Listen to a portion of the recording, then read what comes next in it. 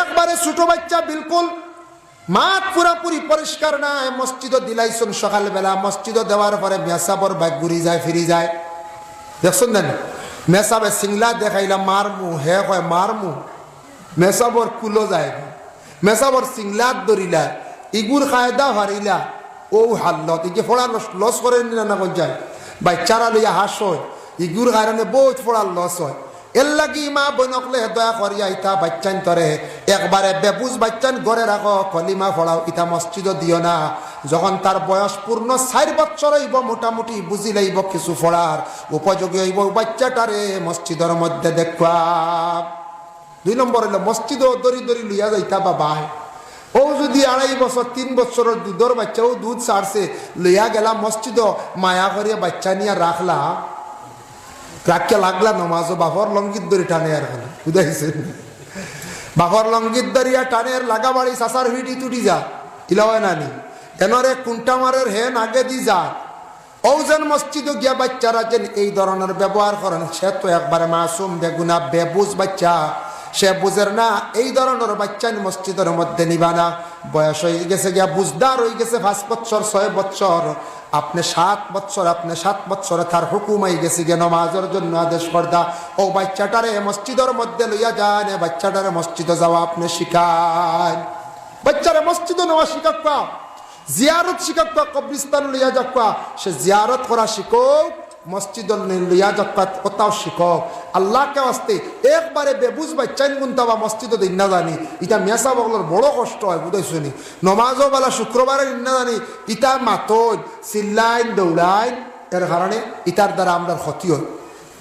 কিছু কিছু মহল্লাত আমরা মুরব্বী হলে কিছু জিনিস শিখাই, আর ছোট বাচ্চাইন তরে বলে কি জানেন, মসজিদের শুক্রবারে নমাজ শেষ হওয়ার সঙ্গে সঙ্গে আমরা 1% মানুষ একবারে আগে বারোই যাই গিয়া, আর এক গুঁড়ো মোটামুটি খরইয়া মোটামুটি বারোইয়া মসজিদর উঠানো রৌদ্রর মধ্যে বা গাছর ছায়ার নিচে ধূমপান করা আরম্ভ করে দিলাম, বিভিন্ন গল্প করে, আর ও বাচ্চাইতে দোয়া করা শিক্ষা কিলা তারাও দেখা যায় মসজিদের বারিন্দাত, কারণ বড় মানুষ বারে আমরাও বারে যাই গিয়া, ইলা আমরা যেন একটা প্রচলন করি দিয়ার বড় গুড়ে মসজিদের উঠানো দোয়া করিয়ার না, বাচ্চারাও দেখা দেখি তারা আমল করে, ই বাচ্চান্তর হলে আদত হয়ে যাইবার লাগে, ইটা বাচ্চান্তরে শিখাইতা সমাজ কম শুক্রবারে নমাজ পড়িয়া সারা দোয়া করিয়া যাক, ইলা হয় না কোনো মহল্লা, ইলা ওই দেখবা মসজিদে আবার নমাজ চলে, অন্য খবর এগুলি লাম টাকা শুরু হয়ে গেছে, 70 টাকা আলি চলে, আর কানে কিতার লাগে কয়া জানেন, আমি একদিন হলে মসজিদে নমাজ বাকি সুন্নত শেষ হন না, শুনি খবর এগুলিয়া যা চিল্লানি শুরু হয়েছে, বুঝছেন না? নমাজ আদায় করা যান না, বাকি নমাজ এখানে দোয়াই আল্লাহর, ও আমরা খানো গিয়া পৌঁছিছি, বুঝবাইছি হই গিয়া পৌঁছিছি। ও জমা আজকে মহফিল আব্দুল আহাদ সাবন তাকায় দেখলাম মাগরিবর নমাজর কিছু পরে মাইক চালু হয়েছে, নিয়ম হয়েছে যে কোনো ওয়াজ মাহফিল মাগরিবর নমাজর পরে 5-7 মিনিট সময় দিতা, বাড়িয়ে ঘরে মানুষ সকল মা বই নকল নমাজও তখন মসজিদও নমাজও তখন নমাজটা শেষ হইতে একটু দম লাগো, কোনো জায়গার দেখবা খালি নমাজ শেষ হইলে একগুলো স্টেজ রেডি, তকবির দিবার লাগি রেডি, দেখবা ফাটাই লাইতাই, বাকি আর নমাজ একবার তোমায় বুঝতে সময় দিতা, এখান সময় দিতা। শাবানের চাঁদ দেওয়ার পরে সবে বরাতর নাই, এই রাত মাগরিবের পরে ইমাম সাহেব কিছু পূজার মধ্যে দেখলাম ইয়ং জেনারেশনের যারা ছেলেরা, তারা দেখলাম বড় সুন্দর সুন্দর পাঞ্জাবি পরিধান করলো, বিভিন্ন মণ্ডপে গেল। আমরা দেশের যুবক ভাইয়ান সমাজ কম সপ্তাহবারে একদিন পাঞ্জাবি লাগাকুয়া, মসজিদও যাকুয়া, ঈদের দিন যাকুয়া, পাঞ্জাবি লাগাইলে কোনো শরম নাই বাবা। এমন একটা ইউনিফর্ম, এমন একটা কাপড় আল্লাহর রাসূল ইসলাকি 1500 বছর আগে বাহির করিয়া গেলা, এই ইউনিফর্মের পরিবর্তে সম্মানী ইউনিফর্ম আর পৃথিবীর জগতে আর নাই। সব ধর্মে সবাই এটা ব্যবহার করতে পারেন না। আপনি পুলিশের খাকি ড্রেস লাগাইয়া আপনি যদি রোডে দি বারেন, আপনি আইনত দণ্ডনীয়, আপনার অ্যারেস্ট করা হইব, ফারবানি ইউনিফর্ম লাগাইতা জি না। আপনি উকিল নাই, এমনি খালা কোট লাগাইছেন ঠিক আছে, আপনি উকালতির জন্য ড্রেস যেটা আছে অ্যাডভোকেট হকলে লাগাইন, টিকেন লাগাইন, এগুলা লাগাইয়া যদি আপনি কৌটো যদি আউরি হাজিরি দেন, আইনত আপনি দণ্ডনীয়। ম্যাজিস্ট্রেটে যে ইউনিফর্ম ব্যবহার করে, এটাও যদি আপনি যদি আউরি ব্যবহার করেন, আপনি দণ্ডনীয়।